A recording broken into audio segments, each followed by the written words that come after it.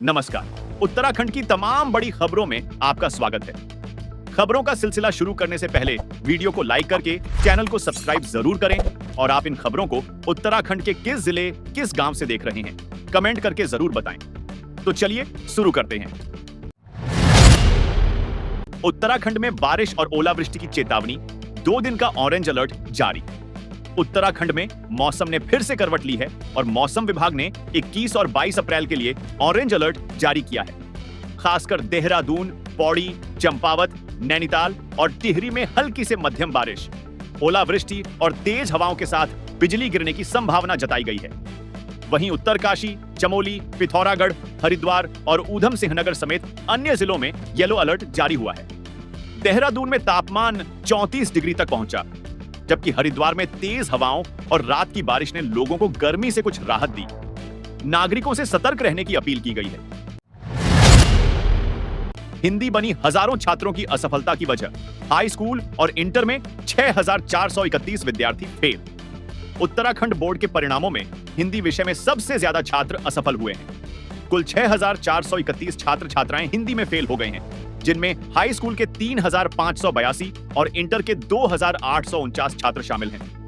हिंदी में ग्रेस अंक नहीं दिए जाते, जिसके चलते यह विषय छात्रों के लिए कठिन साबित हुआ।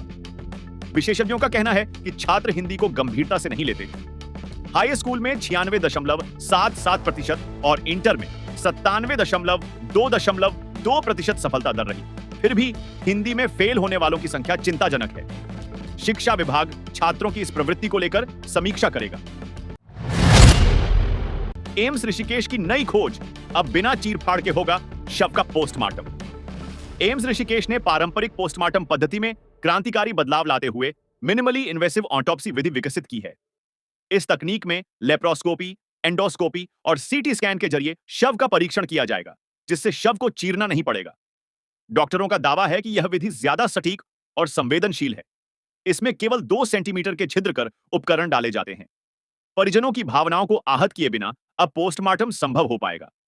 यौन शोषण जैसे मामलों में यह तकनीक अधिक उपयोगी साबित हो सकती है। इस विधि का सफल परीक्षण किया जा चुका है।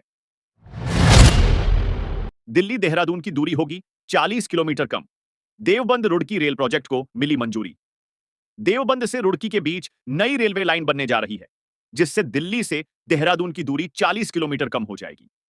यह रेल परियोजना 29.55 किलोमीटर लंबी होगी और इसमें 122 किलोमीटर प्रति घंटा की रफ्तार से सफल ट्रायल हो चुका है। मुख्यमंत्री पुष्कर सिंह धामी ने इस परियोजना के लिए प्रधानमंत्री मोदी और रेल मंत्री अश्विनी वैष्णव का आभार व्यक्त किया। उन्होंने कहा कि इससे प्रदेश के पर्यटन और व्यापार को नई ऊंचाइयां मिलेंगी। उत्तराखंड में रेलवे नेटवर्क को विस्तार देने की दिशा में यह एक ऐतिहासिक पहल मानी जा रही है। चलती कार में लगी भयानक आग, पर्यटकों की सूझबूझ से टला बड़ा हादसा। मसूरी के कैंपटी मसूरी रोड पर 0 पॉइंट के पास एक चलती टैक्सी में अचानक आग लग गई। कार में चालक समेत 5 लोग सवार थे, लेकिन समय रहते सभी सुरक्षित बाहर निकल गए। चालक शोएब ने बताया कि कार देहरादून के माजरा से आई थी और लौटते समय धुआं निकलने के बाद कार ने आग पकड़ ली। आग की सूचना मिलते ही फायर सर्विस और पुलिस मौके पर पहुंची और आग बुझाई। कार पूरी तरह जल गई, लेकिन कोई जनहानि नहीं हुई। पुलिस ने चालक से पूछताछ शुरू कर दी है और तकनीकी जांच जारी है।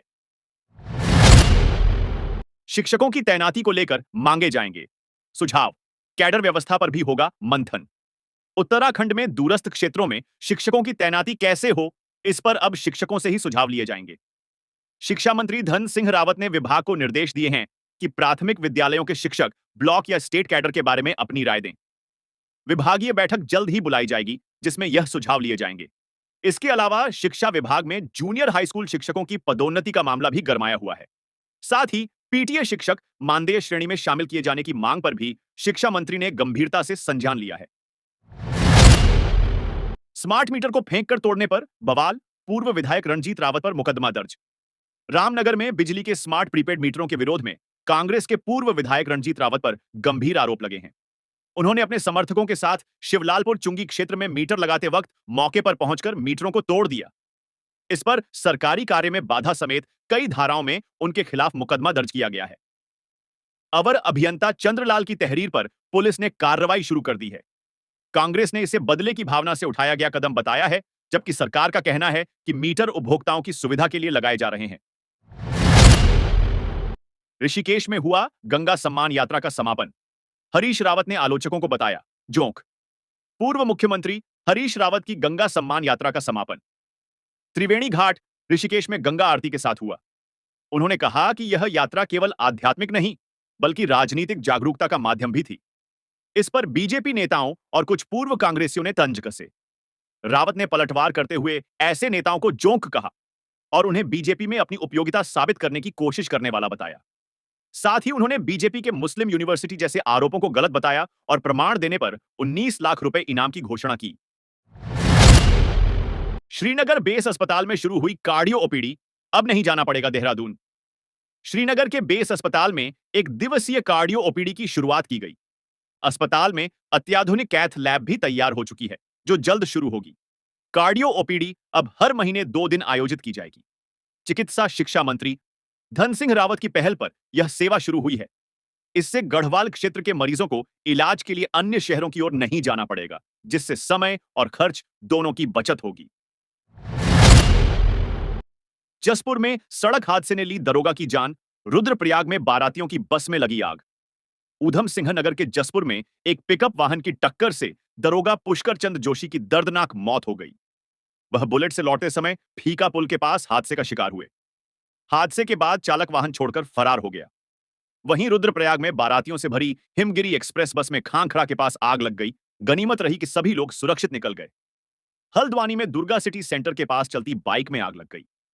बाइक चालक समय रहते नीचे कूद गया और जान बचाई, लेकिन बाइक जलकर राख हो गई। हर जिले में खुलेगा सास बहू सेल, शादी से पहले और बाद में मिलेगी काउंसलिंग सुविधा। उत्तराखंड राज्य महिला आयोग ने हर जिले में तेरे मेरे सपने नामक सास बहू सेल स्थापित करने का निर्णय लिया है। इस इकाई के माध्यम से विवाह से पहले और बाद में सास बहू की काउंसलिंग की जाएगी, ताकि घरेलू विवाद की संभावना को कम किया जा सके। इसके साथ ही आयोग ने प्रत्येक जिले में 2 स्मार्ट वन स्टॉप सेंटर खोलने की योजना भी पास की है। आयोग की अध्यक्ष कुसुम कंडवाल ने बताया कि यह कदम महिलाओं की सुरक्षा और सशक्तिकरण की दिशा में मील का पत्थर होगा।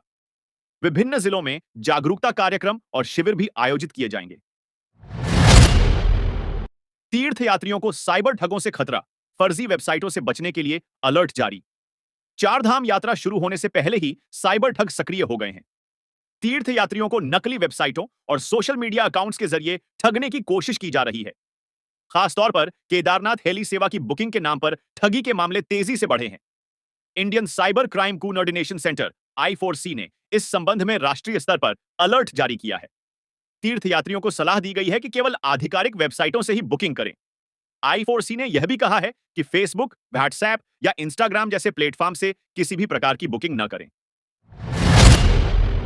4 नए रूटों पर शुरू होगी हेली सेवा। देहरादून से पौड़ी और गौचर को जोड़ेगी हवाई कनेक्टिविटी। उत्तराखंड में हवाई कनेक्टिविटी को बढ़ावा देने के लिए 30 अप्रैल से देहरादून गौचर और देहरादून जोशियाड़ा के बीच हेली सेवा शुरू हो रही है। इसके अलावा 15 मई से देहरादून पौड़ी और श्रीनगर गढ़वाल रूट पर भी सेवा शुरू होगी। यह सेवाएं थुम्बी एविएशन के तहत संचालित की जाएंगी और इसकी बुकिंग www.helitaxi.com पर की जा सकेगी। यूकाडा ने बताया कि इन सेवाओं से पर्वतीय क्षेत्रों की कनेक्टिविटी में सुधार आएगा और पर्यटन को भी बढ़ावा मिलेगा। देहरादून से पंतनगर के बीच 18 से 19 सीटर विमान भी जल्द उड़ान भरेगा, जिससे यात्रियों को बड़ा लाभ मिलेगा। चारधाम यात्रा पर तैनात होंगे विशेष प्रशिक्षित डॉक्टर। हाई एल्टीट्यूड बीमारियों का होगा प्रभावी इलाज। उत्तराखंड सरकार ने चारधाम यात्रा के दौरान श्रद्धालुओं की स्वास्थ्य सुरक्षा को लेकर विशेष तैयारी की है। श्रीनगर और दून मेडिकल कॉलेज में डॉक्टरों और मेडिकल स्टाफ को उच्च हिमालयी क्षेत्रों की बीमारियों और आपात स्थितियों से निपटने के लिए विशेष ट्रेनिंग दी गई है। प्रशिक्षण में high altitude sickness, pulmonary oedema, stroke, gastro, दौरे और अन्य इमरजेंसी स्थितियों को हैंडल करने की व्यावहारिक जानकारी शामिल थी। स्वास्थ्य सचिव आर राजेश कुमार ने कहा कि इस ट्रेनिंग से यात्रा मार्गों पर तैनात चिकित्सा दल आपातकालीन स्थिति में बेहतर सेवा दे सकेंगे और कई जानें बचाई जा सकेंगी। डॉकी बेला की मदद से पुलिस ने पकड़ी स्मैक, आरोपी महिला फरार, पति गिरफ्तार। रुड़की में पुलिस ने एक घर में छापेमारी के दौरान डॉगी बेला की मदद से 11.76 ग्राम स्मैक बरामद की। पुलिस को सूचना मिली थी कि माहिग्रान मोहल्ले में एक दंपति घर से स्मैक बेच रहा है। प्रशिक्षु आईपीएस कुश मिश्रा के नेतृत्व में टीम ने कार्रवाई की। महिला छत के रास्ते फरार हो गई, जबकि उसका पति इमरान मौके पर पकड़ लिया गया। डॉगी बेला ने बेड के अंदर स्मैक की मौजूदगी का संकेत दिया, जिससे बरामदगी हो सकी। पुलिस ने दोनों के खिलाफ केस दर्ज कर महिला की तलाश शुरू कर दी है। अभी के लिए बस इतना ही। हम फिर हाजिर होंगे कल सुबह कुछ नई खबरों और अपडेट्स के साथ। तब तक के लिए नमस्कार।